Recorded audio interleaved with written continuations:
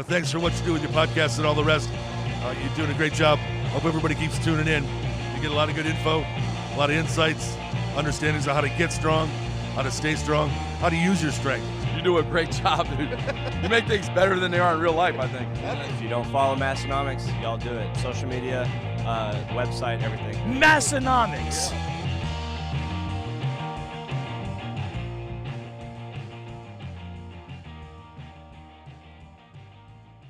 Here we are for episode 298 of the Massenomics podcast, the lifting podcast about nothing. If you came to learn how to get strong, how to stay strong, how to use your strength, you came to the right spot. My name is Tanner. And my name is Tommy. Are you ready? Locked and loaded, Tanner. What's the other? It's bringing the heat. Bring the heat. Yeah. Got to let people know that you're ready to go. We are locked and loaded and ready to bring the heat. Just like Hybrid Performance Method. They're your solution for strength and no BS training, nutrition, and education for the hybrid athlete. With them, you can get access to proven training programs that have delivered life-changing gains and podium finishes for thousands of people. Take your training and nutrition to the next level, get a personalized nutrition plan, plus a dedicated coach in your corner, helping you navigate your nutrition journey. Head into every workout and every day, knowing that you will be challenged and end the day better than when you started. Visit hybridperformancemethod.com. and check out their training programming, nutrition programming, their app, their full encompassing app that they've got. And with all of that, you know what the best part is? Discount code. And everyone say it with us with the discount favorite code. letters. Yeah, MASS. It'll save you a massive 5% off for the lifetime of any of those memberships at hybridperformancemethod.com. Thank you, Hybrid Performance Method. 298, we got a lot of stuff this week, Tommy.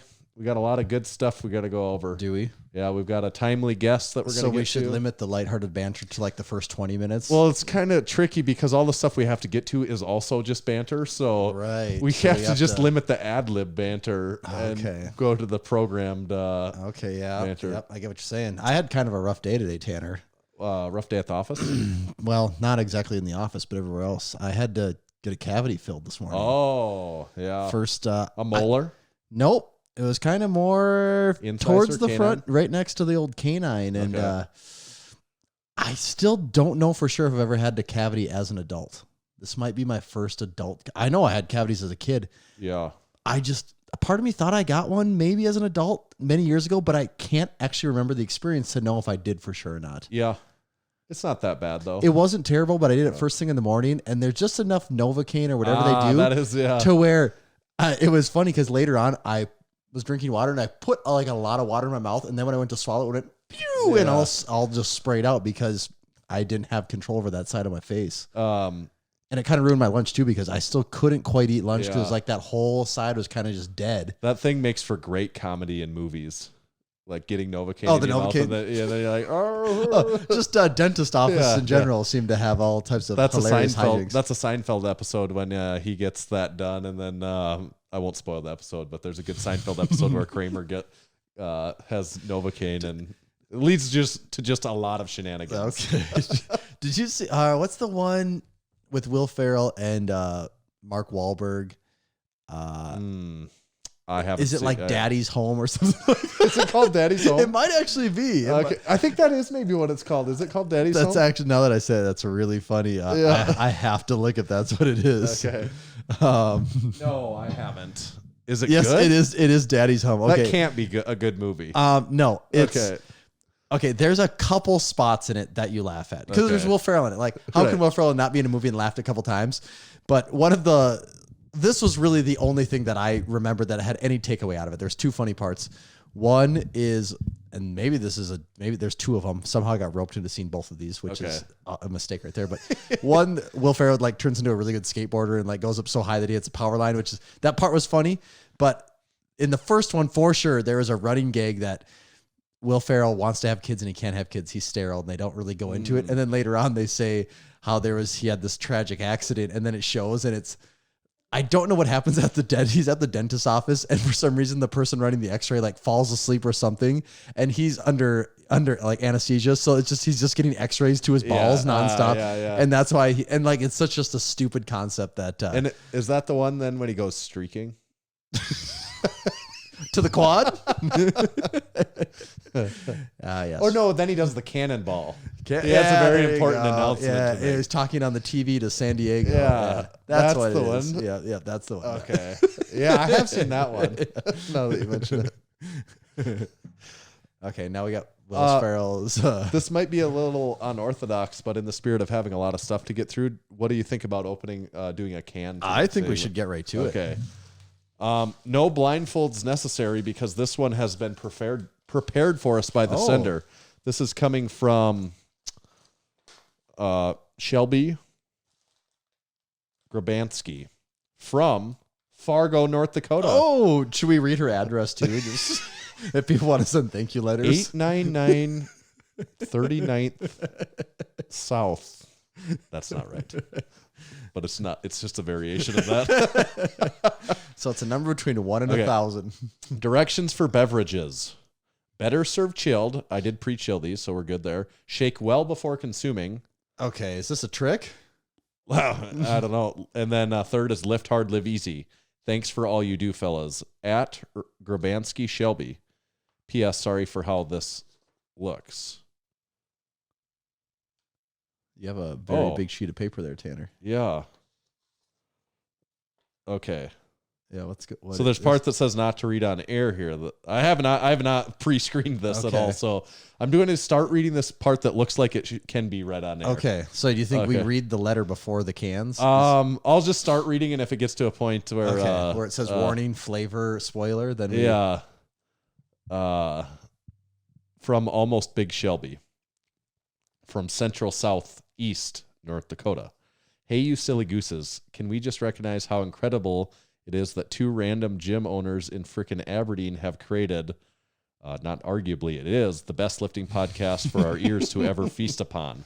My dudes, even though I'm from the Superior Dakota, I am stoked for you guys and am praying that y'all can continue to grow. Having an ag econ background, ooh, kudos to that. I love the agronomy updates. So you're really speaking her language, yeah, Tanner. so Midwest, much wow, definitely underrated segment. In Tanner's Sack this week is a special beverage grown, bottled, and sold in good old Fargo, North Dakota. I don't know if I read more. I don't want to spoil anything. Maybe we should do the. I'm just going to stop and then come back to because that. I don't know if that spoils anything, and I don't want to. Okay, so it said shake well, right? Okay, so it's not a can. Yeah, if it was a can and it said shake well, then I'd be like, oh, I think Yeah. this is a trick. But okay, so we do have. It is very well covered here. We don't know what's inside. It's kind of like almost like what I would describe as maybe like a sports or juice type bottle, sports beverage, and it has a twist off cap. So shall we go for this? Yeah. I almost want you to twist it off so it sprays all over you, but I'm 2 feet from you, so it's going to happen to me too. Holy, I can't get my. Oh, I got tape all over mine. That's why. Thinking, what am I doing wrong? I got to peel back the tape. There we go. I'm just smelling until you. There we go. I'll get this tape off. Here, maybe I got enough of it off here. There we go. I'll be curious to get your. Okay. Initial says juice. Maybe like a grape of smell. Just off of smell, I'm saying grape or something. Yep. And the fact that it is kind of purpley. You know, North Purple Dakota. drank. North Dakota is known for their grapes. What do you think that It is? isn't like It's grapey. artificially sweetened like to a heavy amount. That's for sure.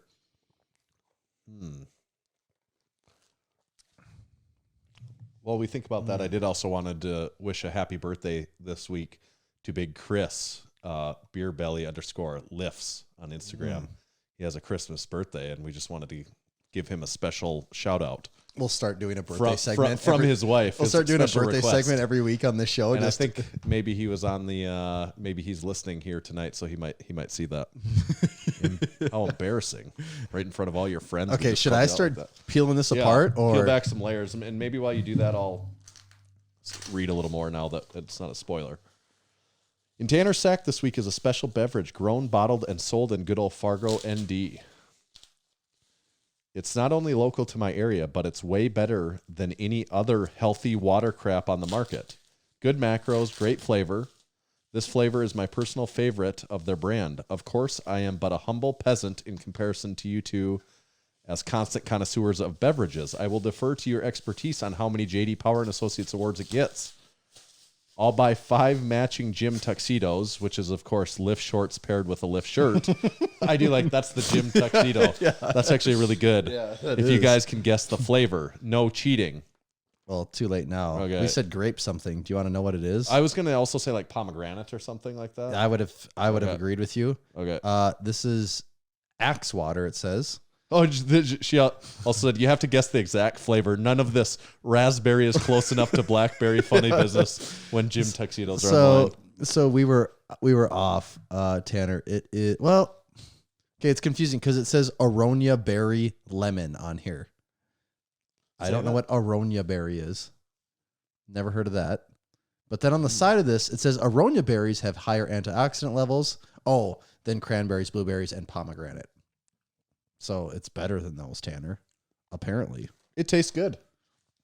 I guess they're messing up because it just says bottled in the. Distributed by Axe Fit Fargo. Okay, but it does say bottled in the USA. Have you ever seen? No, never seen or heard of it. Yeah. It looks like a professional product. Yeah, it looks like it's something that would have nationwide distribution, and I think it tastes good. Especially, now that I know what it is, if you like that pomegranate-y style. Yeah, now that I know what it is, it's even better because you're always like, is this like some weird kombucha thing that I don't, am I going to be like tricked? And it's like, that wasn't good. But this is good. I do like this. Yeah, it's good. Do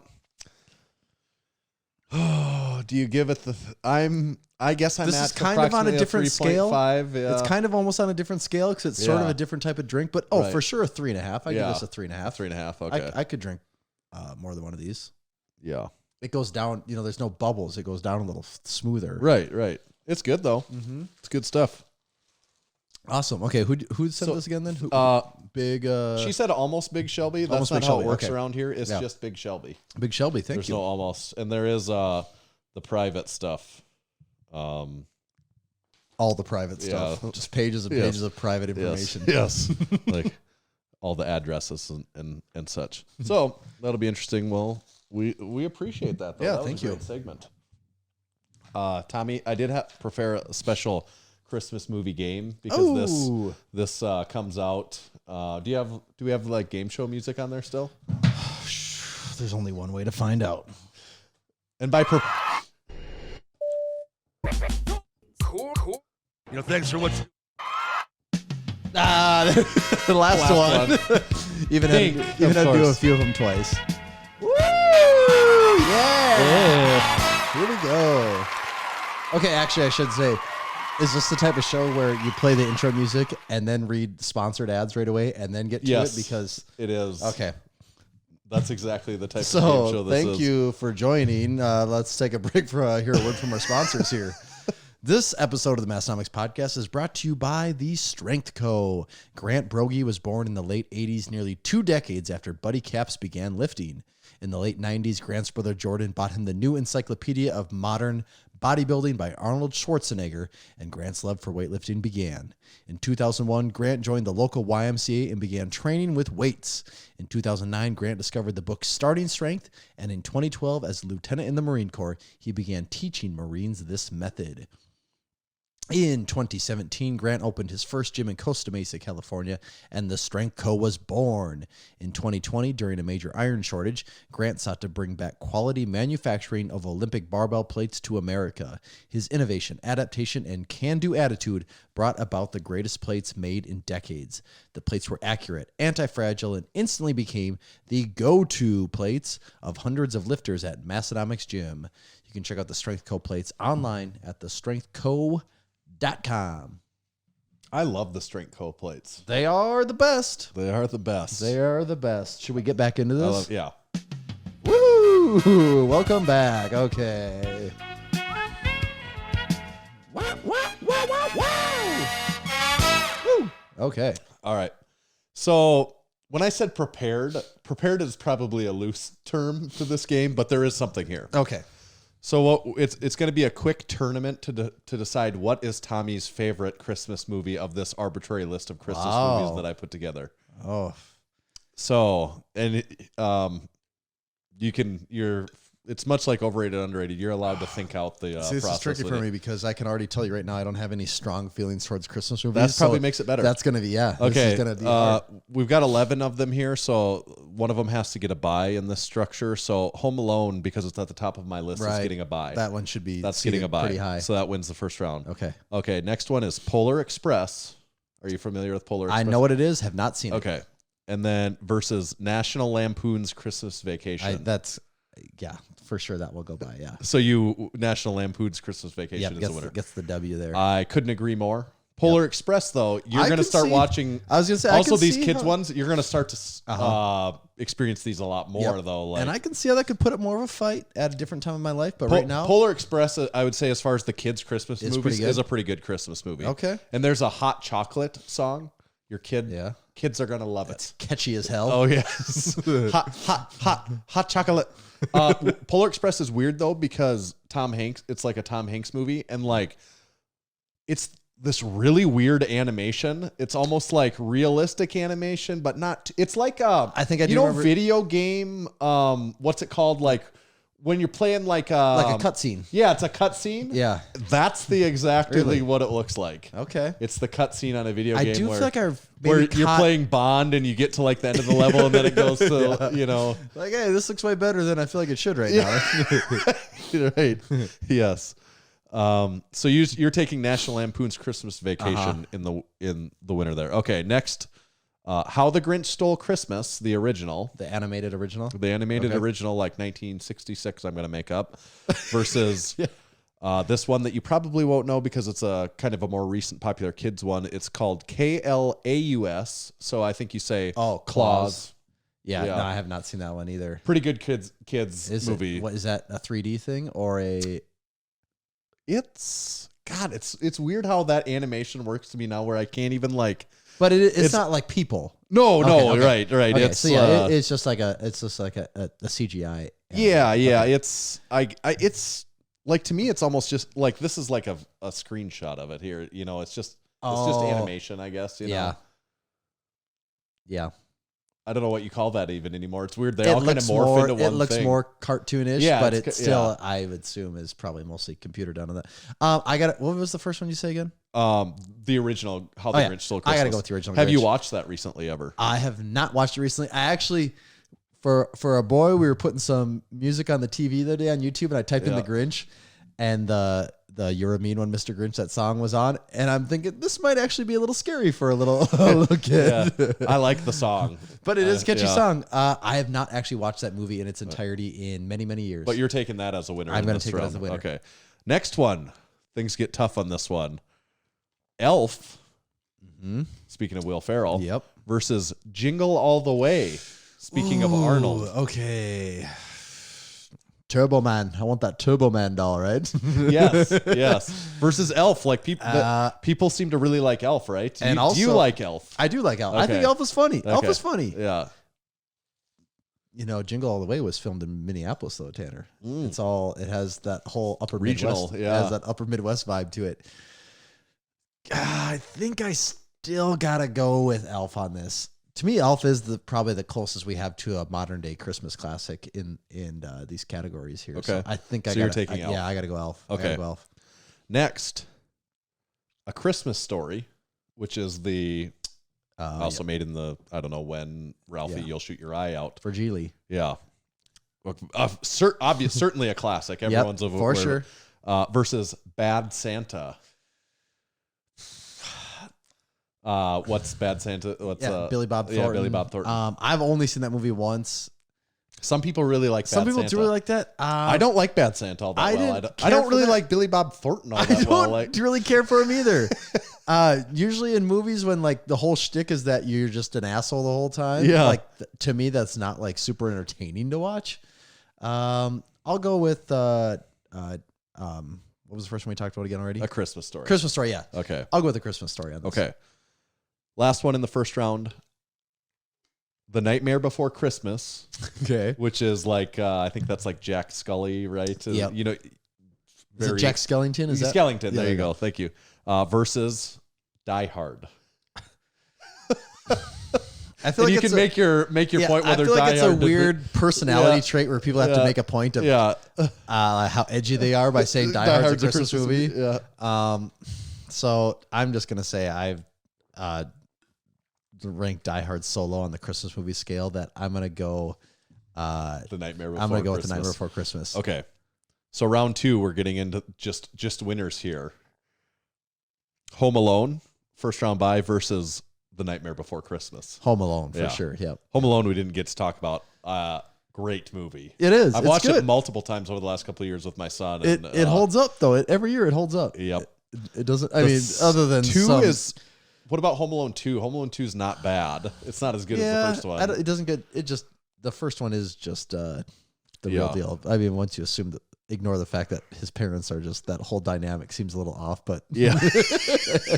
like this is the time terrible. of year. This is the time of year you start to see all the memes of like, oh yeah, never forget that like this family owns this house, like and right. that they can forget their kids and just all that stuff. So Okay. yeah, Home Alone. Yep. Okay. And then National Lampoon's Christmas Vacation versus A Christmas Story.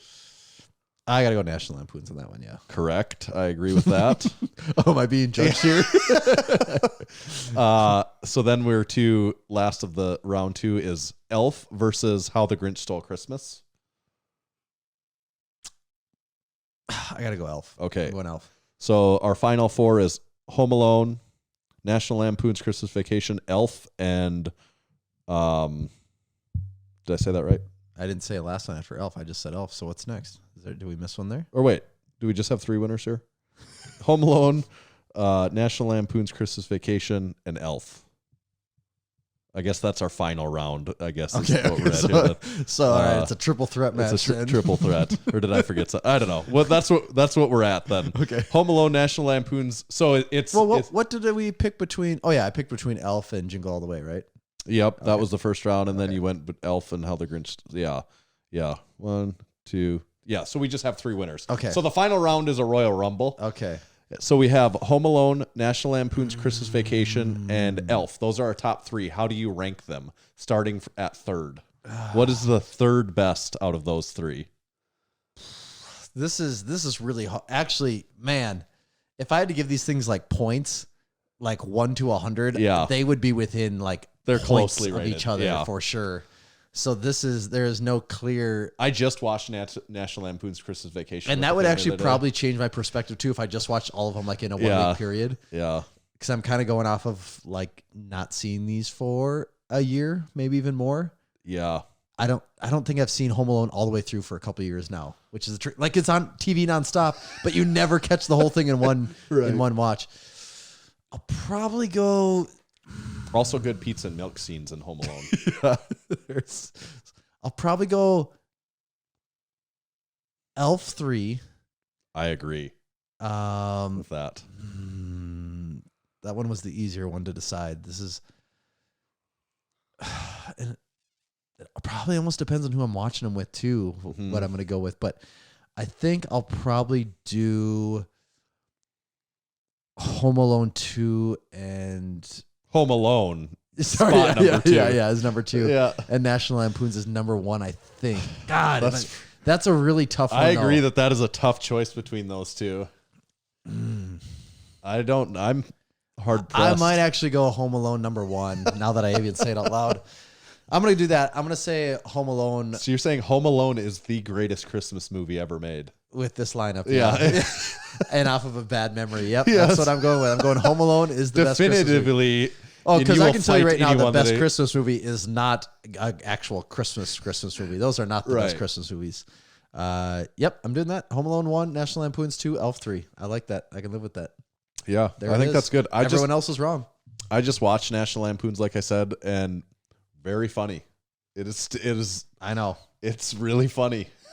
There's several parts that made my wife and myself both laugh out loud. And she normally doesn't like, She doesn't like to laugh. Well, she doesn't like Anchorman and, some of those ones. And I thought maybe she wouldn't really like this all that well, but she was on board. Yeah. Yeah. I need to put that on my to-do list this Christmas season to make sure I watch all 3 of those full preferably without TV Yeah. ads even in the middle, Yeah. the full thing, and then I can give a real honest, maybe updated, so. a revised list if need be. What does National Lampoons mean? Isn't it? It's kind of like isn't it like a group of writers, so kind of like Mad Magazine or something like that? Okay. Isn't that what? Because didn't they have a magazine? I do not know.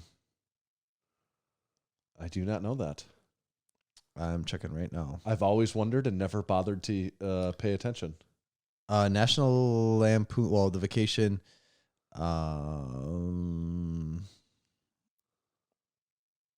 List of National Lampoon film.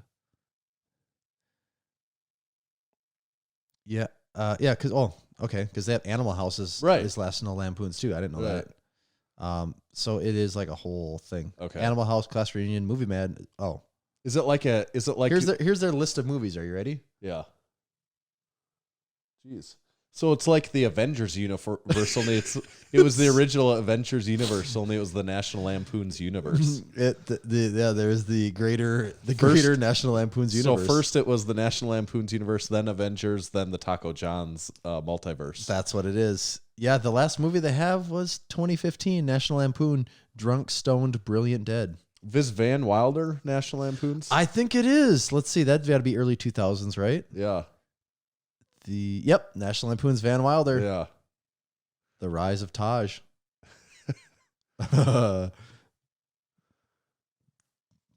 I'm just trying to think. What's better, the National Lampoons universe or the Avengers universe? Oh, Van Wilder was 2002. Oh, yeah. Rise of Taj 2006 Okay. must be the sequel. So, would you say National Lampoons or Avengers? Yeah. Boy, probably National Lampoons, right? I think so. Oh, I didn't realize they were that big of a thing. I thought they had like some magazine thing too, but maybe it is just movies. Wow, the we're really learning stuff here. We are. So that they had a radio station too. Oh, okay. And a magazine. There was a magazine. So I wasn't totally wrong. All right, verified. Humor Magazine ran from 70 to 98. They had a good run. They did. 28 years. We're at 6. Oh. If you don't buy this magazine, we'll kill this dog. It's a picture of them pointing With a gun to a dog's head. Okay, Yeah. all right. That's one way. Pretty bold. That's one way to skin a cat. It is. So that does with this edition of what is the best Christmas movie. More on that next Christmas. Maybe next week even. That's true. Or 2 weeks. You know, it is the holiday season. Tis the season. There could be a lot of follow-up in these next few weeks here. You know what we haven't mentioned? Our new drop that we had. Oh! Well, actually, if you're listening to this, you happen to be a Massenomics podcast supporting member. You're listening live on the Discord. Actually, I don't know we didn't really pre-screen this. How are we going to go about this? Are we going to tell the Discord members what's on there?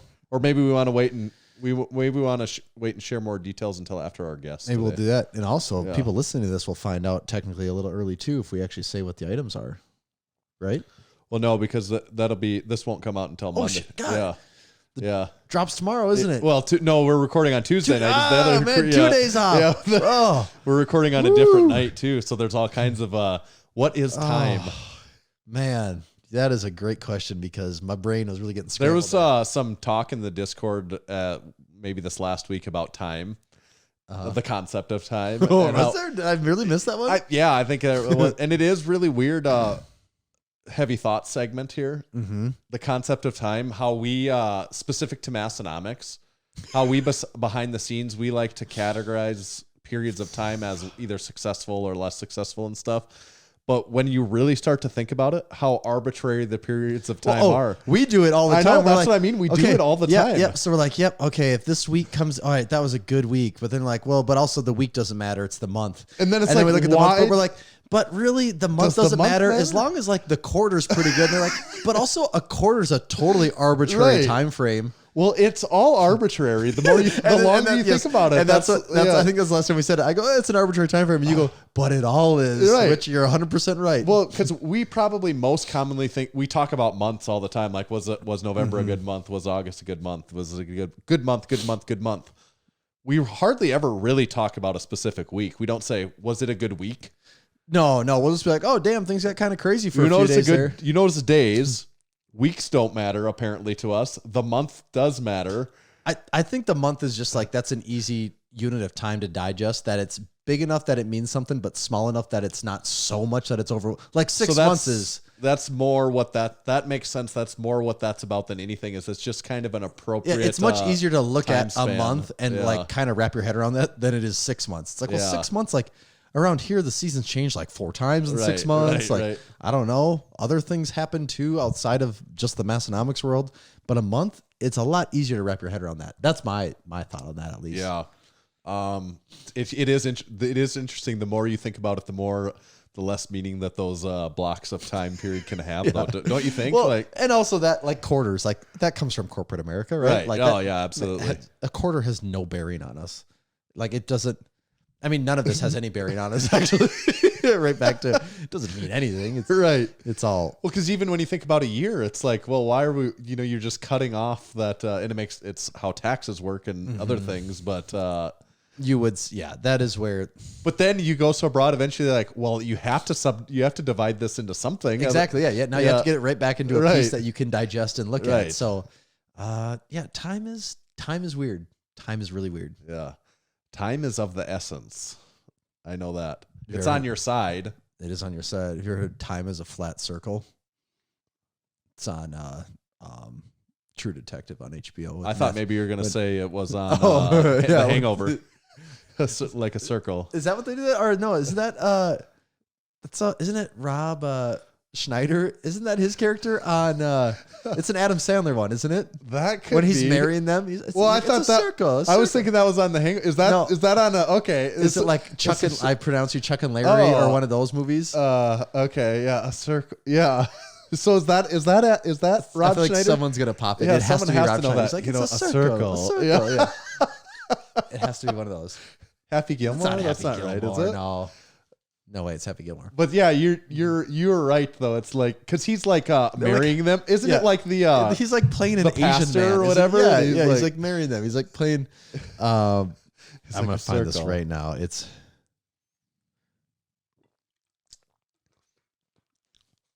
Here we go. Rob Schneider. It's a circle. Yep. I now pronounce you Chuck and Larry. Yeah. Here, it's like, of course they get Rob Schneider to play the Asian guy. Like, it makes no sense. Rob Schneider is a banana. The stapler. That's the old South Park bit, right? Rob Schneider is a stapler. I don't remember what else it was. Was it was a band? I don't know. I just remember the stapler for stapler, sure because me and my friends would always say that all the time. The stapler, but I don't remember what else. Rob Schneider is. They kind of nailed it though. Except that time he was playing the hot chick. I don't even. Oh, the male prostitute. It never ends. Right there. Yeah, that's kind of a racist thing, isn't it? Does that fly? I don't know if people would cast that way anymore. But also, people don't make comedy movies anymore either. So that's true too. Oh, we did kind of skip the drop, Tanner. So the drop. Do we just talk about it and then the people that listen? Okay. Yeah. So those that are supporting members and choose to tune in live to this are going to get to know this ahead of time. If you want to get in on that sort of thing, get on our Discord community. You could also become a supporting member. It's very easy. You go to massenomics.com/join. Is that right, Tommy? That is correct. And you can sign up there. There's a lot of exclusive benefits, getting to know on the drops early. That's part of it. But there's special discount code, not plural, that you can get in on. Fun banter about time. There's a lot of banter. You get to listen to the podcast. I think most people would probably be actually the biggest takeaway they'd probably get from the Discord is how active it actually is. It is very active. If you want a community, it's like a little bit of an escape from reality that you can always get to of a group of people that all kind of like the same things that you do. Yeah. If you like lifting and you like this podcast, you would like the group on the Discord. The most serious the conversations ever get is people talking about like lifting equipment or maybe a little bit about their training. Like actually just like you don't have to worry about like annoying. There's a thread for that. So it doesn't not all the threads have to get serious, but there's like one or two. But I'm saying like it's not like an annoying ass Facebook feed where it's like, God, spare me. Like that's not a thing at all. Right. So you can sign up and get to know early drops. So anyways, our drop for everyone else that's listening. You've already seen this by now. I think our drop was 2 items in this kind of smaller. Just a small little your last December. chance before Christmas drop sort of thing. And what do we have, Tommy? The first one would be we brought the Icon tee back. Yeah, It's back. the Icon tee, And it's in a new color. a stylish classic. It is a stylish classic. And the first one went over really good. And it sold out. So we thought, you know what? Rather than bring it back as the exact same thing, we'll switch it up a little bit. Yep. So the people that maybe miss it the first time have a second incentive. And maybe if you got the first one, maybe you want a second one now because it's in that new color. It is a cool that I really do like. And it's a this color shirt. we've never made before. Yeah, it's like Kind of a heathered blue, it's sort like of. but it's a different blue than any of Yeah. the other ones we've done before. You just have to see that to understand. I think it, and it's The got, only way you could really know is to buy one. yeah, So you just it's got like a silver print on it. It is really cool. Does it pop? I don't know. I don't describe that shirt as It's popping. a little more It's under the almost like radar. stylish. Yeah, it's a one little of more our subtle. Yeah, it's a little subtle stylish tee. And then the lower body garment, which everyone always wants to know. What is Yeah. the lower body garment? we have a run of the Feel the Burn shorts coming out. And this print is significantly different than any other print we've done on shorts before. Yeah, it's because our Feel the Burn imprint is so large that this imprint goes, I don't know, it's probably like 5 inches by like 8. Yeah. Like it kind of is the one whole thigh almost. And it's on the black Champion mesh shorts. And those are perennial favorites. Yes, they are. And it looks, and the it is that design does pop in comparison That one does. to other It's big. shorts designs. It's unlike all the others in many ways. Mm-hmm. So that was the drop. If you're hearing this, you could still try and wait. If you're listening to this at the very beginning of the week, I would order immediately, and maybe it's going to get to you before Christmas. Probably not. If you're possibly, listening to but- this at the beginning of the week, you have to order like right Yeah. now. And then there's possibly a chance that it might maybe show up to you. That's basically what the USPS says. Yeah. Like that's kind of what their It was like verbiage is, recommended time for suggested deliveries, possibly by Christmas. Was kind of like the Yeah. way they phrased it. Like, Yeah. oh yeah, you give yourself like 5 outs on that. But as always, what I can guarantee is we're going to do everything we can to get it out as quick as possible. Mm-hmm. And if it's out there by Christmas, it should be there shortly after, Right. assuming you live in America. America. Canadians will ship it out to you as fast as possible too, but it gets stuck in the black hole around that Chicago area. What's the Chicago Distribution Center. Yeah, what it's is been the going town? to I forgot what it is too.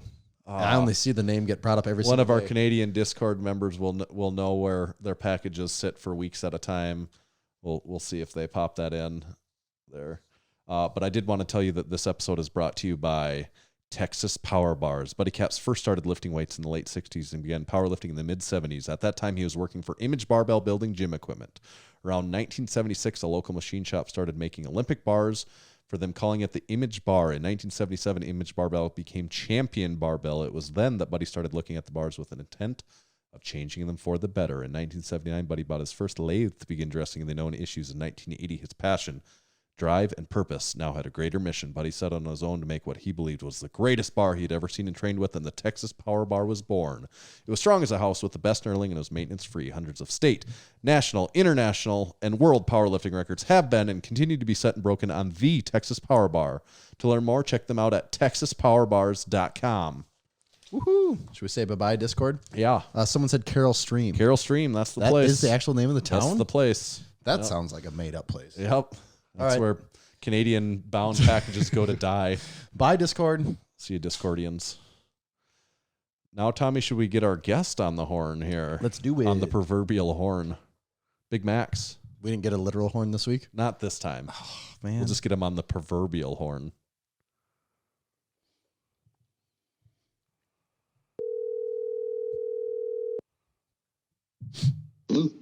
Big Max, is that you?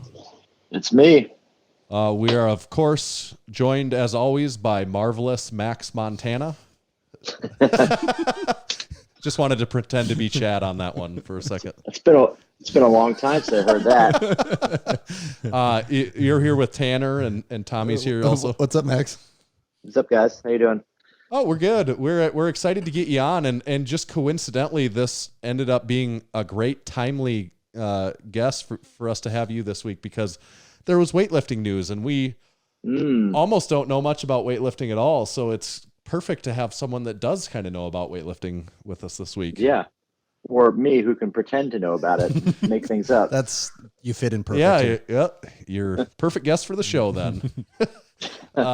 So actually, to jump into that, it's kind of interesting. I think we don't spend a lot of time talking about Olympic weightlifting, but we spend a lot more time talking about powerlifting and strongman and what's going out there. But obviously, weightlifting is adjacent to those things, and anything that's Olympic wise is always interesting news, I think. And so, what is the status? What came out? It seemed like things were moving around just this week on that.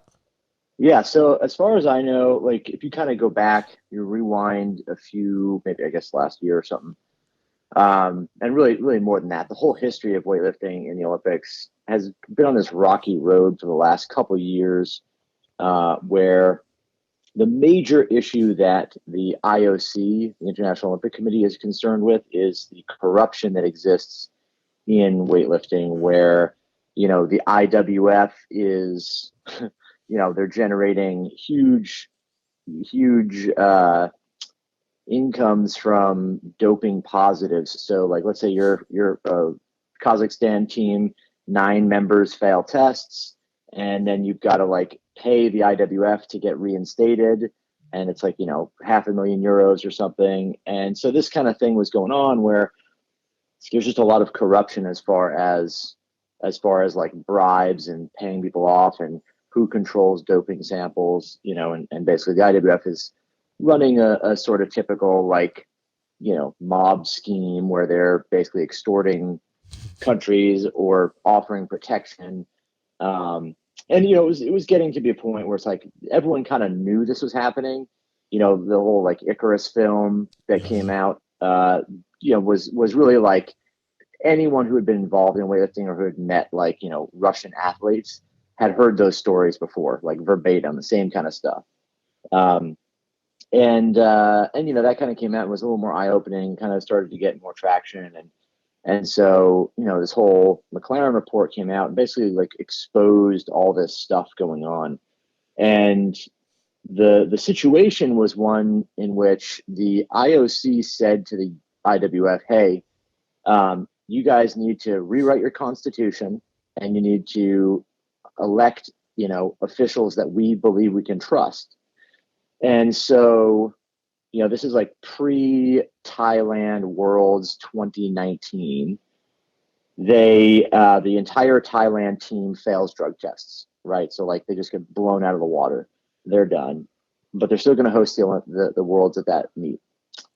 Obviously Thailand's got a problem with doping. It's probably, at the leadership level. Well, I think they have a problem with getting caught, not a problem with doping. That's true.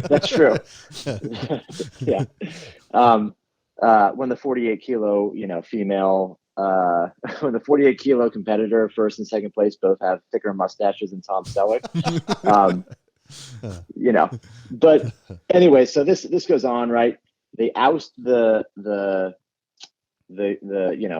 IWF president, Thomas Ion, who in and of himself is like this. It's like the characters involved in this sport. You couldn't write this into a movie. It's like this guy is like, he's like 4.5 feet tall, and he has what looks to be like 5 thumbs. Like he's got really these short little thick Vienna sausage fingers, and just like bizarre guy, but like, they're just these crazy He's like people. A Bond, so they get rid of, he's like a Bond yeah, villain. oh yeah. Like the carny For he sure. talks about in Austin Powers. That's who he For was sure. describing. Yeah. And he owns like, six like, Italian villas in the south of France, right? And you're like, how does he do this on a salary of, $200,000 a year? Right. How did IWF generate $45 million of income? Yeah. But so this whole thing, he gets kicked out, right? And this is all long-winded, but he gets kicked out, and we're like, okay, hey, we elect a U.S. official. She kind of takes the interim job, and like it looks like shit's gonna work. Like they were gonna kick us out of 2024. It looks like we're gonna be back in, all good. And then they oust her, and they elect the fucking Thai guy. And the IOC is like, what the fuck is this? You can't take this guy, like. And so it's just like this back and forth, and then finally it finally comes down to like recently, 6 months ago or something, they basically had another situation. IWF rewrites the Constitution. They all ratify it. We're all good. And then as far as I know, I'm kind of vague on this last part because I didn't follow it that closely at the end, but they basically didn't get the same, didn't get the level of, the quality of individual they expected. People just basically kept going the same route. Like, they couldn't stop, and so they just keep electing these corrupt people and trying to squeeze corrupt people in. And so, it's like, they're just like, well, see you later. You're out. Apparently it looks like we're out permanently in 2028. I could be totally wrong about that, but that if I say it convincingly, it sounds right. So do you think like with getting this, like the news of your being out, is that enough to actually make people step back and be like, okay, we need to change? Or is it just going to be like, no, okay, well, that just means we have to wait a few more years before we can get our sticky little fingers all over this money again? Okay, well, think about this, right? This is what I don't get. Imagine you're a guy who robs 7-Elevens, right? Like, that's your job. Not a like, stretch for us, like, yeah. That's like, yeah, you guys can relate. So you rob 7-Elevens and you're getting away with it, right? And then the cops kind of know you're into it, right? And then, they catch you, but they can't pin it on you, and they let you out that day. Like, maybe the first thing you would do is like lay low for a few weeks. Like, I'm just not going to rob anything for a few weeks, kind of like, just kind of disappear. Or like go to a Circle K instead, right? Yeah, right. So instead you're like, fuck this. Like, you just have you walk from the police station right to a 7-Eleven, start robbing. The perfect plan Right. you never expect. Perfect plan. Yeah. So, well, they didn't catch me last time. Yeah. So this is like the equivalent of what the IWF does. It's like these guys just cannot keep their hand out of cookie jar. They can't stop. It's like they can't stop doping. They can't stop the corruption. It's like every single chance they possibly have. And so, it's like, it's almost like at that point, you're kind of like, yeah, we should have kicked out. Like, yeah, get rid of this. Like, we're not going to stop. It's just too bad. So when them being kicked out though, that should like kind of turn off the faucet for money, shouldn't it? So this is the big question we've all got. There's a couple different scenarios I think might happen. One, the long-term scenario is that, like, let's say China has no interest in being, dumping money into a sport that's not at the Olympics, right? So countries like China, probably not in like Russia or Eastern Bloc countries, because it's kind of a cultural thing there. It's still ingrained in there, but funding will dry up largely in a lot of these countries where, so you're going to lose a lot of that top talent. And that's going to, who knows the long-term effect of that, right? It could be that the whole sport just kind of shrinks and contracts into this thing where it's like, like a more of a powerlifting style thing where the world championships are, they're a big event, but they certainly don't have the same level of talent in them that they did, when the Olympics was around, which is good for Western countries, right? It's good for us. The second thing is we don't know what happens to USA weightlifting, because without that sort of pathway, do people just kind of walk away from it? At the top level, it's like, how do you convince a 17, 18, 19-year-old kid to like, postpone a bunch of their life to train for this and compete, and when there's really kind of that pipeline doesn't exist. Like, Worlds is cool, but it's like, it's not, It's not the Olympics, potential. Yeah. Right. And then the third thing, which is actually my favorite thing, is that think about what every single lifter is doing right now, knowing that 2024 is like the fucking last bash. It's the last blowout. Like everyone's Pull out like, all the look, stops. So Right, 2024 like, is still going to have weightlifting? yeah. Well, that's part of my 2024 will question. still Why have is it, weightlifting. if it's like, yeah, we're definitely going to get rid of this thing, but not for this one that's for, Like, you know, guys in are 3 really, years. really Yeah. bad. So we're going to give you actually a couple more years Like, to just keep. is it because like the wheels are so in motion you can't not do it? Like, I was curious about that too. Yeah, I don't know. My guess is that there's probably so the other speculation is that, like, these are, if we step back and think, okay, the IWF is corrupt, and they're making a bunch of money hand over fist. Well, the IOC might want a cut of that, and they're not getting it. And so they're like, well, you're fucking out until you figure this out.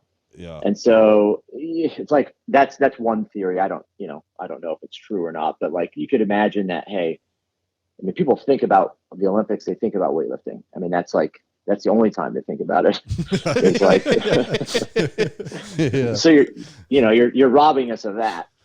But yeah, I don't know. I mean, it could be something where they're like dangling in front of us, hoping that there's some stronger changes. We might have a chance to get back in a different format or a different style. Like maybe the sport has to sort of revamp itself a lot and come back in a different way. No one's really sure exactly.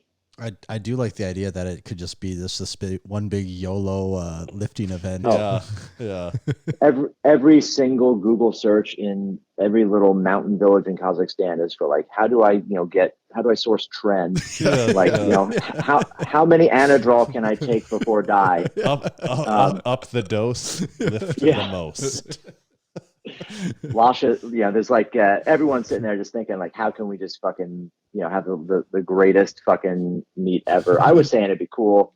I want to see someone go out there and do some insane 300 kilo clean and jerk and then just die on the platform. just heart explode, done, dead. Well, all the corruption and stuff, maybe instead of looking at it as a negative, is there a way, do you have any plan, like maybe the three of us could figure something out and get a piece of the pie? Yeah, I mean, I feel like it's up for grabs right now, right? I mean, it's kind of instead of like working against the system, maybe we could be a part of it. Yeah, like they take all the money and funnel it up. We just have to get into that funnel. Like somewhere. where do we fit in the That's upside true. down pyramid? Yeah. Well, it's also, I mean, you guys, it's people think the big money is in like, weird Bulgarian sausage sponsorships and whatnot as a lifter. But the reality is we know the money is in the executive branch, right? That's where you're going to make a killing, right? The administration. Yep. Yes. Selling clean urine samples and whatnot. The old white collar crime. So Right. we made a quick little list of things that are Olympic, because what I would say is, to me, it's kind of a shame. I'm not that big of a fan of weightlifting, but I am curious about weightlifting when it's just exactly what you said. Like when it's on the Olympics, I like I like strength sports, and I want to see anyone that lifts anything should be able to appreciate that. Right. And it to me, like fundamentally, it's a little bit of a shame if there's not something in the Olympics that is who is the strongest person. Like out of all these things we test of people, like just at the most basic level, like fastest, like who's jump the strongest? Isn't Jump the that highest? Yeah. Like that's kind of insanity to me that like that's no longer somehow a test of strength. Out of all the things that are in the Olympics, like that would potentially not be one anymore. So exactly. That's kind of insane. But then just to like highlight that even further, we looked up a few things that still are in the Olympics. And I'd be curious if you're aware of any of these. Maybe save some of the best for last. But trampoline jumping is one of them. I don't know exactly how that's scored, but trampolining. I would assume probably like gymnastics. Yeah, it's basically probably, right? like gymnastics on a trampoline. Badminton, which like I don't think of athleticism, but although I'm sure it's one of those things you watch the Olympic guys and you're like, what? How do they like take this to that level? Yeah, it's probably one of those. Right. Race walking, which is so interesting to me. So it's a race, but we want to put these limitations on this. Like it's a race, but like you can only move your body in this certain way. Like it's going to drastically slow down how fast you are. It is. That is a strange one. That is like, it's bizarre. That's a weird sport because it's like it's got to be either like a test, some kind of endurance test, because if you limit the technique of something so dramatically, like everyone's kind of stuck, right? Right. Yeah. Everyone would be the same. There's going to be right. And like, what is the ideal body type for race walking? Well, ideally, you're not suited to be good at any other more popular sports. So you've eventually. How deep is the talent pool for something like that, though? Like you wonder, right? It's deep. It's deep. I guess. What are the differentiators actually that make people better at it? There's about 6 billion people that could be good at it. Yeah, true. Yeah.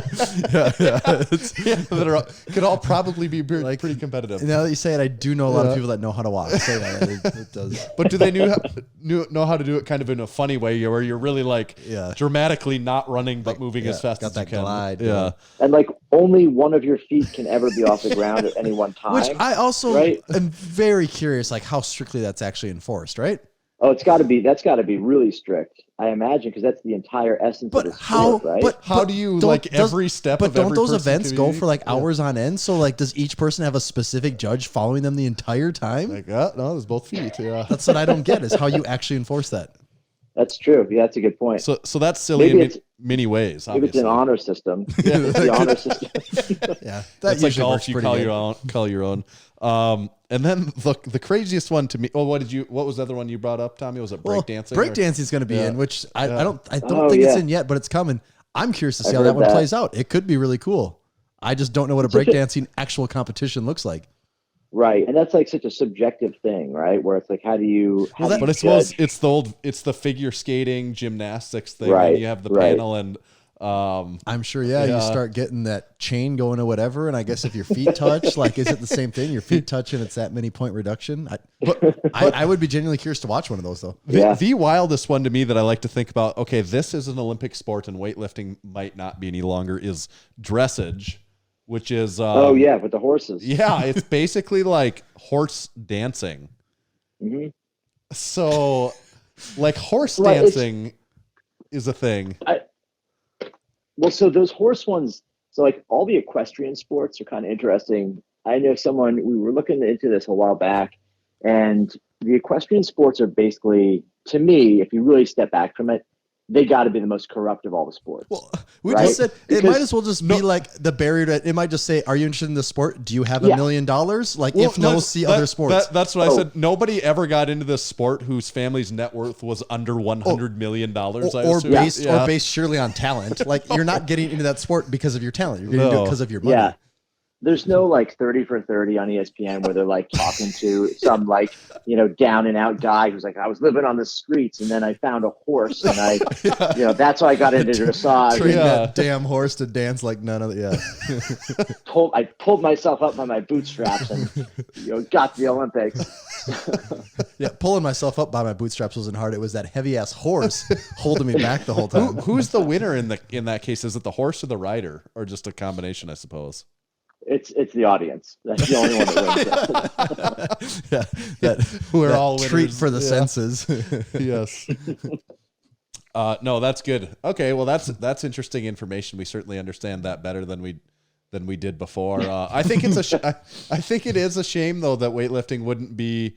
I guess I have a funny feeling about that because people talk about wanting powerlifting to be in the Olympics. I like powerlifting, but I don't see that.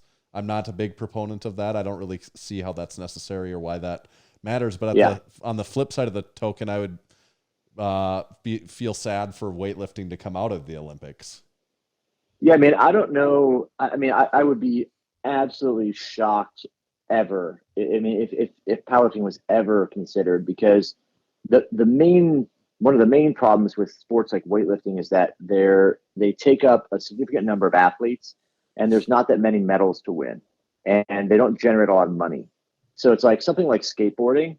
You can get a significant number of people, but there's so much more money involved in the sport, and so it makes sense, right? It makes sense to pull a sport like skateboarding in and try to generate income for the IOC. Mm-hmm. Powerlifting and weightlifting are probably both. There's just not a lot of money. Countries don't have a chance to win lots of medals. So the medal counts can't be higher. So it's like, it doesn't really help anyone. Where a sport like swimming is like fucking great. It's a gold mine. You can win 27 medals in one event, Right. And they're all basically the same event anyways. So at the end of the day, it's like it's like, yeah, of course you're good at all of them. Like they're all swimming. Right, yeah. And so that's like where I see powerlifting. We just have this massive hurdle. And it's like, for us, like fans of the stuff, like we don't necessarily think about that from that perspective initially. Like, okay, what does the IOC want to do here? They want to get more people involved and more countries, winning and more people, spending money, and something like weightlifting or powerlifting, it's just not gonna bring in the dollars. Well, and didn't Olympic lifting just kind of kill powerlifting shot at it, being like, Right. we're supposedly maybe the more established big brother that has this figured out, and we clearly don't. So why would this other sport that is even less organized have it figured out? Well, us and a sport that also specifically has like a on-tested, there's a whole bunch of people where on-tested is a huge part of the sport. And that, the IOC can't look at that favorably, I wouldn't think, even though it might not be the people that are coming in, but there is this whole segment of the sport where that is a big thing. Well, then it also comes down to the question of, would they go for equipped or raw? Right. And because equipped lifting is still really big around the world, it's not, so that's it. And that just becomes a question of like, it's sort of difficult to relate to that. People don't know what's going on with the gear and all this, Well, something that I think you said that flies in the face of powerlifting, you said there's not that many medals to be won. That's not the powerlifting that I know. Oh, that's but that's why it can't go in the Olympics. If there's not that many medals to be won in the Olympics, that does not fit the powerlifting mold. Yeah. There's not that many medals to be won in powerlifting. Steve Dennison, hold my beer. It's like, how does this one sport allow juniors, masters, and submasters? No other sport allows that in the Olympics. What'd they do here? I went to a competition. I went to a USPA meet. Good meet, all this. And at the end of the meet, 11 o'clock at night, Steve Dennison pulls out a printer, and literally Prints there off was some like awards. a sum. I mean, there was 77 people, and maybe 2 of them didn't get a trophy or an award. And some of them got 7. Yeah, it's just I forgot about that. Right? They could offer that. Maybe the Olympics has every single state or province or parish. Could be onto something. Are you between 35 and 37 and a half? Come on, is someone born in January? Like we got criteria to meet here. Those born on leap year. Yes. So, Max, you own your own gym now. That's correct. Yep. Max's Gym. I was wondering, Yep. how'd you come up with the name? So we never actually had a name for it. People just called it Max's Gym, and so being the narcissist that I am, I was like, well, this works out perfectly. It just stuck. So, is it mostly weightlifting then, or what all goes on in the doors of Max's Gym? It's 50-50. We got a bunch of powerlifting, powerlifters, weightlifters. I mean, it's probably half and half now. We've had a pretty good crew of powerlifters through the years. It just comes and goes. It's a weird place to have a gym if you want to train a lot of really strong people, because it's in the Bay Area. So it's like, it's super expensive out here, and you don't attract the kind of, younger, talented people that are maybe not necessarily, they don't have jobs that they can afford, affluent enough $4,000. Yeah. Right. Yeah. So it's mostly like hobbyists and people like that are coming in. But we've had some strong people come through. That's cool. We were talking about the Jug Life podcast, and we kind of alluded to it at the beginning, and I think we're both big fans of that. I mean, I'm not putting words in your mouth when I say that in my time either. Not at all. We love that, and I think that had its run there where that was, we have our own club, Massenomics Gym, and obviously talking to a lot of their people lifting, and like that's kind of the podcast that people were talking about. Like, oh, did you listen to it, and did you see what? You always go to the gym. You always go to the gym and talk about it. Like, that was definitely a thing for a while. That's cool. So we look back at that very fondly. Do you miss that at all ever? Do you miss recording a weekly podcast and doing that stuff, or how do you think about it looking back now? Yeah, that was a ton of fun. The Jug Life was really cool. We kind of hit on a great time there, because right around like 2016, 2017, like powerlifting was really coming up. There was a lot of cool stuff going on. Weightlifting, the beginning of that quad, till the 2020 Olympics was just starting. So like it was a ton of fun to do that. It's also tough, it's like you guys do podcasts, and it's like it's a tough one because we were always kind of doing podcasts and sort of doing those, like, talking about training on some of them.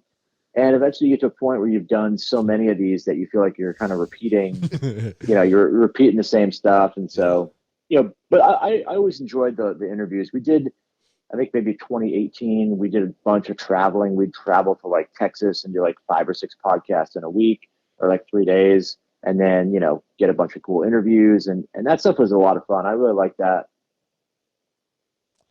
Yeah. And I think it was a good, fun, interesting product. And I also, the podcast was great. And I also really liked just the little shticks, the things that you guys pulled out throughout the time, the Step Brothers, just some of the photo shoots and stuff you guys did. It was just Mighty Ducks, all that stuff. It was just good, creative, funny. I think just right up our alley of stuff we like. Yeah, that stuff was probably the most fun. I mean, we had, man, it's kind of a bummer because we had this one plan early on, was to do to get like all these lifters like Brandon Allen and all these guys together and do a calendar. Okay. That'd be good. the Jugger Bear. A guy can dream, right? Oh, that was just what I was thinking about last night. Yes. By the way, I'm pretty sure Chad owns juggerbear.com website.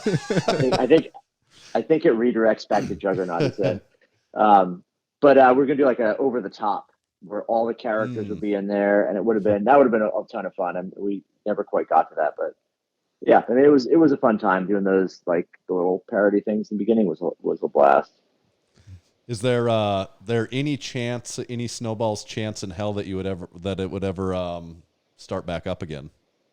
Yeah, maybe. I mean, it really just depends. I mean, I don't even know where we would start with it, but yeah, possibly. You can ask Chad. Yeah, put a bug in his ear. Yeah. No, that's cool. Yeah, I think you had a really cool thing there, and we all enjoyed it. Mm-hmm. Thanks. No, that's good. What else do we have? That's what we wanted to ask you about. So you were trained by some very interesting people in the weightlifting world. Boris what's the correct pronunciation of, is it Shako or how do you?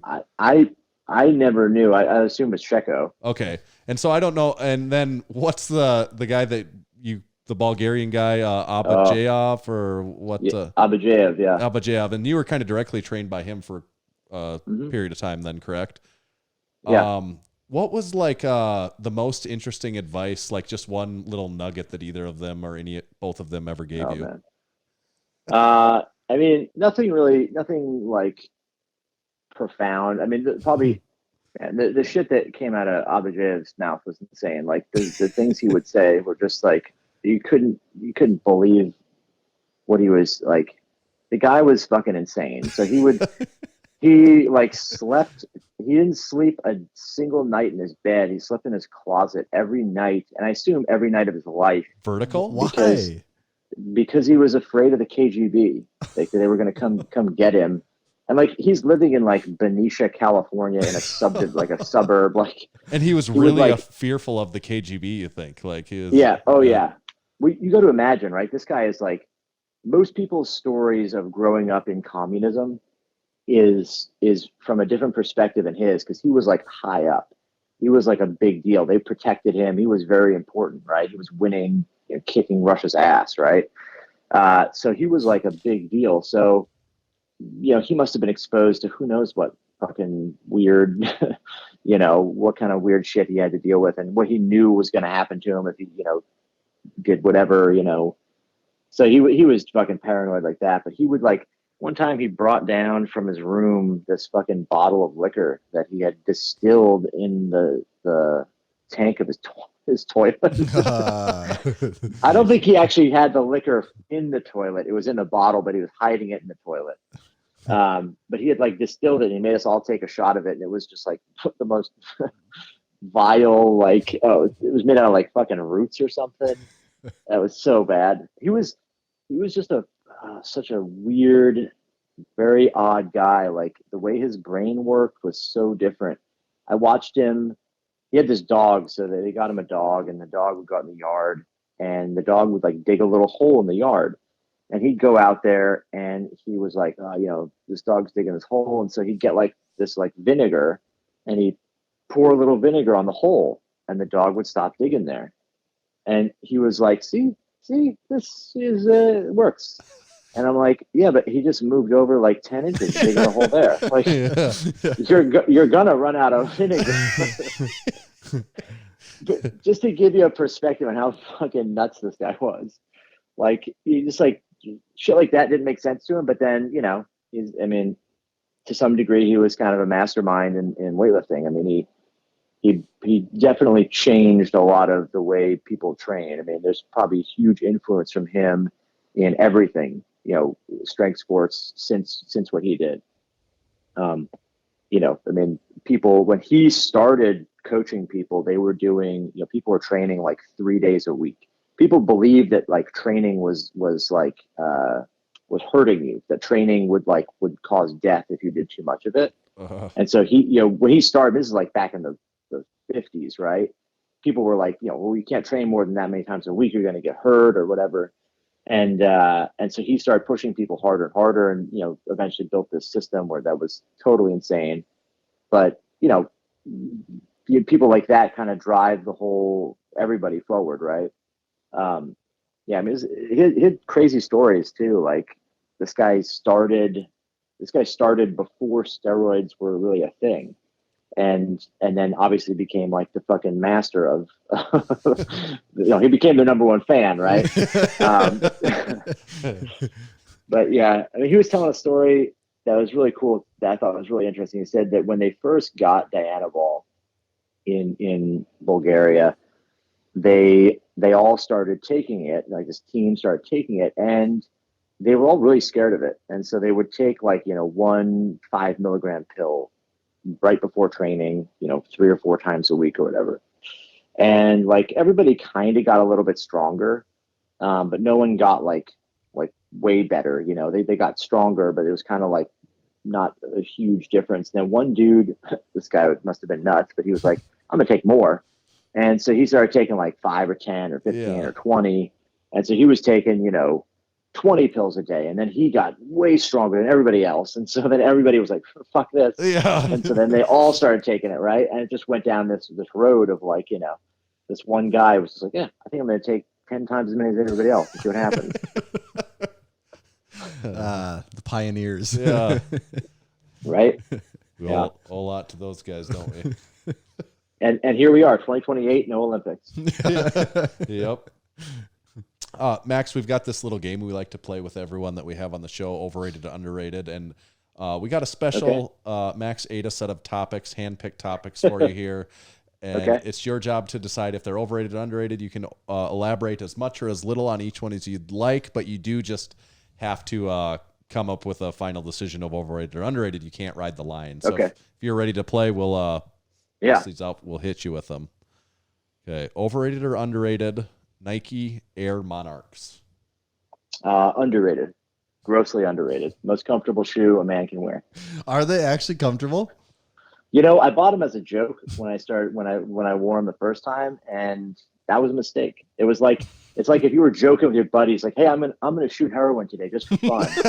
And you can't stop. Now you're here, you can't stop. It's just too good. Okay. So do you have a certain colorway that you prefer? I mean, white, white with navy. Some people are kind of rebels and they go with the black and red, I mean, if I'm going to like a wedding or a funeral, I'll bust out the black ones. Something classy. Makes sense. Yeah. I do believe I heard one time that, and this could have changed through the years, but like at one point by volume, that was the number one selling Nike shoe. Really? By physical volume? By like number of units. Actually by how much space they take up. So you said underrated though, for sure. No. Underrated for sure. No line riding on that one. Okay. So this next one, they don't call you marvelous and all the other terms that Chad used over the years, Max Montana for no reason. You were born and raised in Montana, correct? Yeah. Okay, so overrated or underrated Yellowstone, the TV series, the Paramount TV series with Kevin Costner. Oh man, I've never seen it. Are you familiar with it on some level?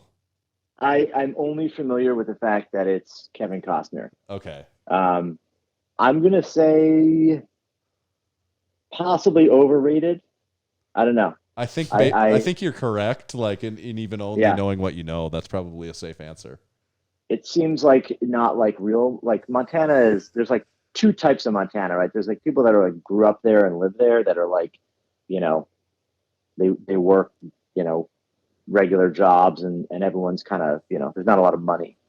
And then there's like this other layer of Montana, which is like really fucking rich people, like crazy money that comes in and buys giant ranches and all this shit. And so it's like, my impression is the show kind of like plays it off like, oh yeah, this is Montana. Like we're cowboys, but we all have like, Cadillacs and fucking helicopters and shit. And like, yeah, that's not how it is.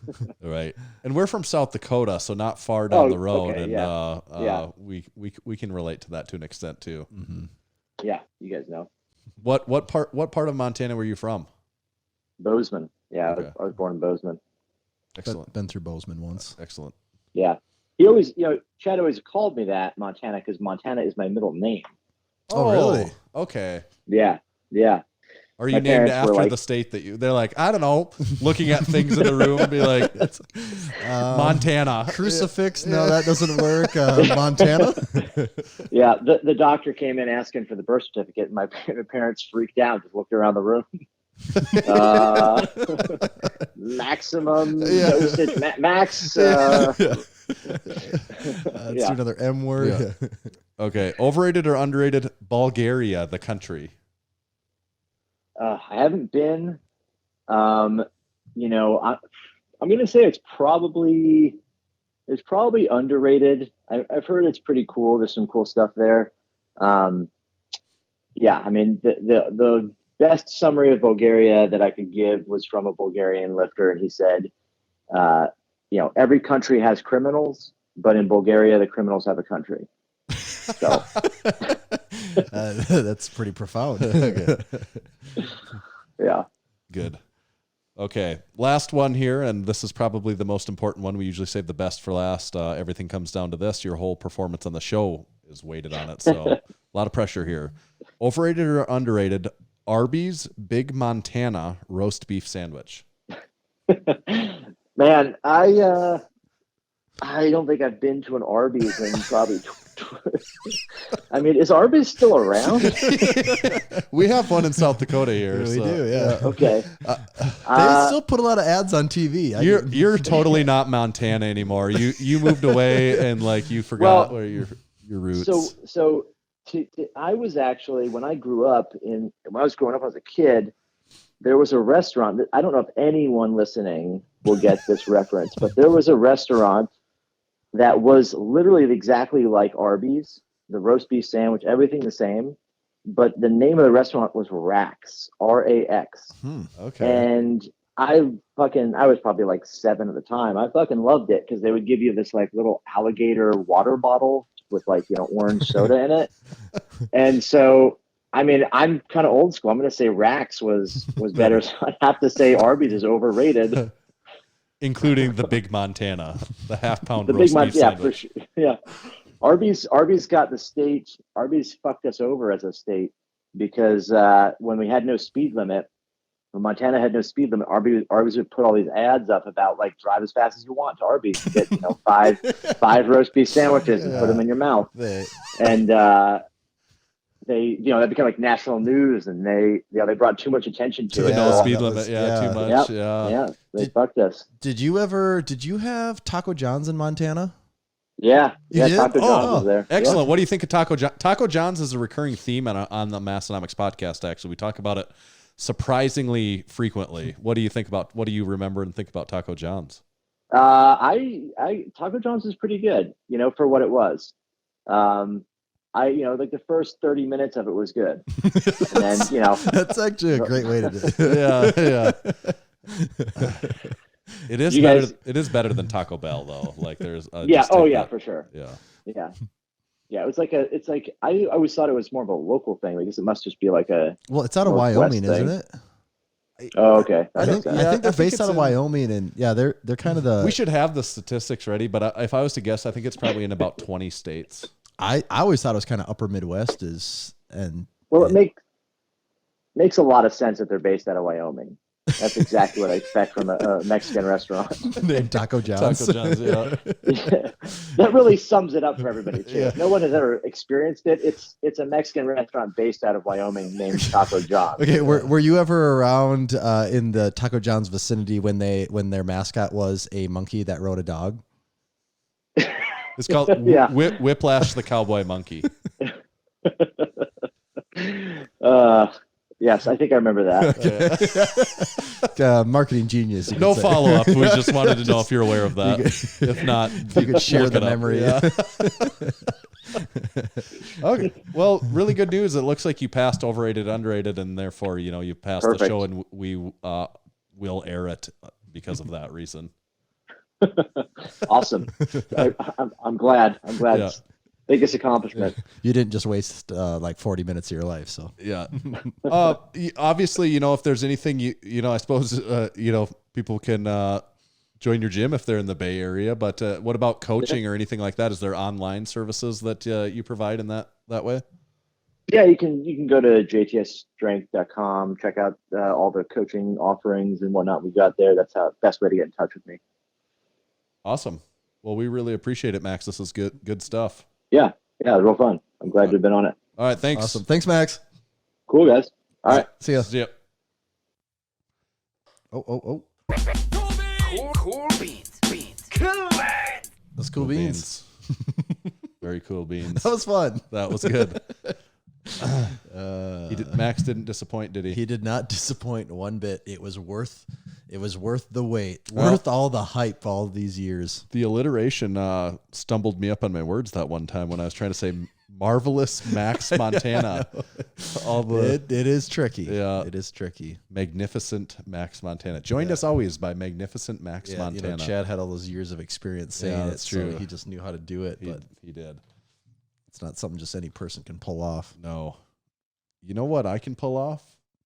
Please tell me. I can pull off reading this ad. I was for Fusion hoping Sports you weren't going to Performance say your Supplements. pants because like Tanner. Whoa, come on. Now we can finally get to what these 298 episodes have been leading up to.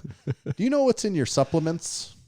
If you use Fusion Sports Performance, you always will. Fusion SP prides itself on being fully transparent, never using proprietary blends, and always providing its customers with top quality products. They've got a couple different pre-workout options. One's the Super Soldier, one's the Mad Titan High Stem. One's a little wilder and crazier for when you're feeling those super extra ultra days. You'd hit up the Mad Titan. On just your regular, still kind of badass day, you'd go with the Super Soldier pre-workout. They also have Healing Factor post-workout, which is BCAAs and creatine monohydrate and some other ingredients in there. Help maximize your efforts in the gym, build muscle, and recover fast. And then, of course, the Whey Protein Isolate. Each serving 27 grams of protein, 0 fat, low or no carbs, no soy or gluten, and it will not cause any stomach discomfort. That's available in vanilla ice cream, frosted cinnamon roll, or chocolate of some sort. Most orders are shipped within 1 business day, and every Fusion Sports Performance product comes fully backed with a 30-day money-back guarantee. Go to fusionsp.net. That's fusionsp.net, and you can use our discount code. It's MASS, M-A-S-S. Now accepted everywhere. Everywhere that things are sold. Everywhere things are accepted. Now accepted everywhere that the discount code MASS is accepted. And at fusionsp.net, it'll save you 20% on your entire order.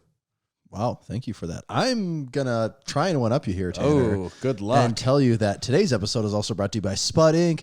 and the hanging abdominal straps. Oh, no, he didn't. Perfect for home gyms and weight rooms, the SPUD Inc. hanging ab straps attached to any standard rack or pull-up bar to enable dozens of exercises, from traditional hanging leg raises to suspended flies, face pulls, and more. Constructed from a, say it with me, extremely durable yet comfortable webbing, the hanging ab straps are made specifically with the largest lifters in mind. With wide, comfortable arm supports and a tensile strength in my straps. Uh-oh. of 1,500 pounds, they won't let you down no matter what kind of beating you give them. The hanging ab straps are sold in pairs and come with endless loops for that are big enough to fit any typical pull-up bar. You can check out the SPUD Inc. hanging ab straps online at spud-inc-straps.com. Good job. Awesome. Tommy, we have a sack segment this week in addition to our send-in. Oh, we do? Yes. I kind of thought this was the sack when you mentioned that earlier. It's almost a double sack. Shoot. It's a 2-sack item kind of week. What? Yep. Wow, I'm going to be... Man, I got to go to bed. I'm going to be so jacked and hyped up from this. I'm going to have trouble sleeping tonight. Would you like to see? I was worried at one point in time that there was caffeine in this. I thought about that for a second, I too, thought you actually. read something, and then you never told me, so I'm like, I assume by him not telling me there was not Yeah, caffeine I in this. actually went back and looked again. And then Because I drink the whole bottle. If there's caffeine in this, I'm screwed. I'm in for a bad night. Yeah. I don't think there is, though. I'm just riding a natural high from all these organic sugars. From all this great conversation. Okay. We have a sack right here, and this is from our friends at Appleton Coffee Co. Oh. Do you want to see what we got Yeah. from them? You got a few things. So here's number one. Oh, sweet. What do you got there? Packers glasses. Appleton, Wisconsin. Okay. Yeah. Check Oh, that bad boy damn. out. That is a cool coffee mug. Yeah, it is, isn't it? Wow. Kind of reminds me of our I got one here too. of our Highland Games mugs. Very similar, is it not? Yes. I have 6 of those now, and I just think this is going to be a 7th in that collection. That's really cool. Yeah. And it says Appleton Coffee Co. on there. Dishwasher and microwave safe. I always assume things like this aren't able to handle that, but it says right on the bottom, dishwasher and microwave safe. So that means I'll actually use it. Yeah, very cool mug. Actually, Yeah. I think we should get mugs like this. That would be really cool, actually. We should look into that. Yeah, luckily for us, the name's on here. Yeah, we can track down That is a really cool coffee mug that they've got there, though. Here's something else you got there. I believe this is an air freshener, and you have to assume it's coffee scented, right? From Appleton Coffee Co. Probably. That would make sense. Funny, it says Calgary Barbell on the back of it then, too. I'm not sure what the... Because isn't that... who is Calgary Barbell? Bryce. Right, yeah. Whatever, however you would say that last name. Yeah. Starts with a K. Yep. I believe there's a coaster in there. Sweet. You can never have too many coasters. Coasters are always good. And then here you go, the Piece de la Resistance. I'll let you take a look at that. Whoa. Appleton Coffee Co. Barrel-aged coffee, 30 days medium roast. Your friends at Appleton Coffee Co. remind you to drink more than 1 cup of coffee. It's even ground for us. Yeah, you did ask about that, whether because they offer both ground and whole bean. And do you have a coffee grinder? I don't. Okay. I do not. If I ever fuck it up and buy beans, I just throw them, and I don't want to waste them. I just throw them in my blender and get them into tiny little pieces.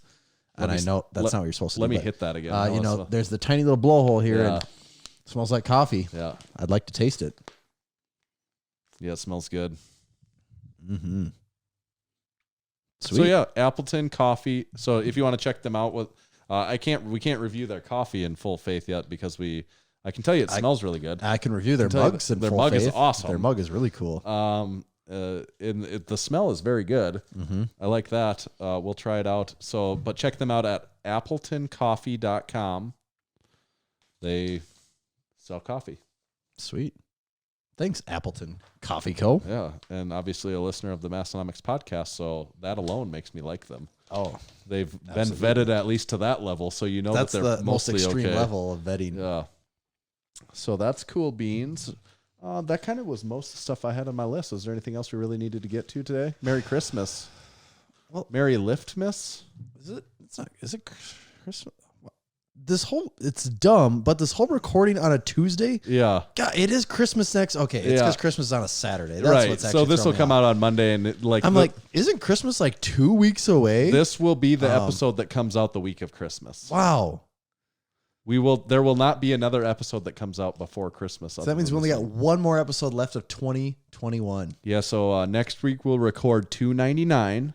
The week of Christmas we'll record 299, and then the week of New Year's we will record the granddaddy of them all, number 300, the number that everyone said we couldn't get to. That everyone said was impossible. And then we kind of joked about this earlier, but we are planning on stopping at 300, right? Yep, backing it up.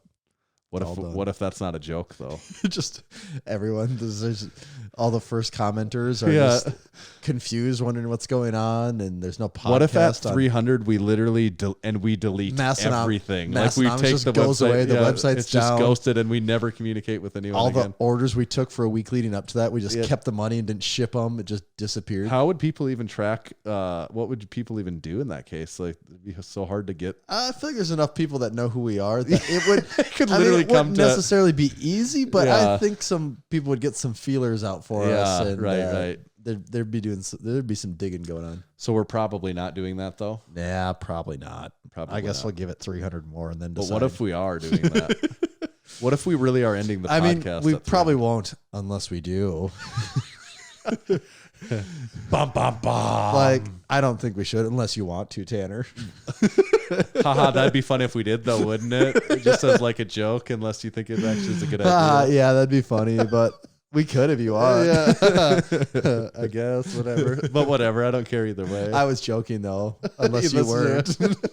Unless you're serious about it, we could quit. Yeah. Buy our stuff from our new drop. This is, like we talked about, your kind of your last chance to get something made before Christmas here. We'll send it as soon as you order. We still have a few sweatshirts left. You know, the Raw Power crew neck sweatshirt. Got a couple of those around. We got the Massenomics Gym hooded zip up, which is the coat. Actually, it's a coat at this point in time. Just be clear about that. It's a coat. We have that available. It's a great deal on a coat, actually. It's a great price on a coat. You would usually expect, oftentimes, wouldn't a coat be $100? Hundreds. Yeah. Hundreds, with supply chain issues. We're basically like Burlington Coat Factory over here with the things we're selling. And then the joggers, there's a few pairs of those left. But not joking when we say there's not many pairs left of any sizes of any of those things. There's still decent selection, but just only, really just one or There's two a good of most chance sizes. your order will be the one that puts it out of stock in that size. Yeah, and then restock, I think of Lift Shit Tee and Lift Tee are coming back in if you've been If you like to lift. Yeah, what's is it the gym tuxedo? You get the lift shorts and the lift shirt. I do really like that. Yeah, with the lift hat. Someone in the Discord said if you have the Feel the Burn t-shirt, I'm going to add this one in. If you have the Feel the Burn, okay, nope, this changed it. What was said in the Discord is if you have the Feel the Burn t-shirt and you get the shorts, then you now have 2nd degree burns. But you have to have a 3rd degree now, I guess, for the spicy air. Yes, the Feel the Burn ammonia. And we still have some of that around too, so buy yourself some, and that's not coming back. That is a limited edition. And it has been run. getting rave reviews. People are feeling the burn. They said, "Wow, this burns." I don't know if it's positive or negative. It really, really burns. Yeah, these guys aren't joking. Like, no, this is actually burning. Like my eyes hurt, and like this is bad. Please make it stop. This is bad in the best way. The worst, best way. We have firemen on call at Massenomics Gym. We have a couple firemen that are members, luckily, because people have been feeling the burn. They're not actually real firemen. They're the sexy stripper firemen, but we just keep them around to keep morale up. Which are really the best firemen, right? It's a morale thing. Yeah. That's why they come to the gym. Oh, there he is in his no shirt and overalls. Oh, he slid down the pole today. Okay. Yeah. Like us on YouTube, like our Facebook. Please become a supporting member. If you've been listening to the podcast for a long time, we'd love to have you become a supporting member. More next week. Stick around next week. Tune in so we can discuss what happens potentially now that we reached 400 5-star reviews on Apple Podcasts. We didn't discuss it this week. Oh, yeah. Too much other good stuff to talk about. Continued. But we'll talk. We've certainly got plans for big things, don't we? And plans are big. And we did hit the milestone. We're over the 400, so we're gonna see some big things. There's big gears are turning right now, aren't they? They're moving. Some big ones. It's gonna be big. Power moves over here. Tommy, where do they find you? You can find me at Tomahawk_D. You can follow me at Tanner_Baird, but just make sure to follow Massenomics at Massenomics. See ya.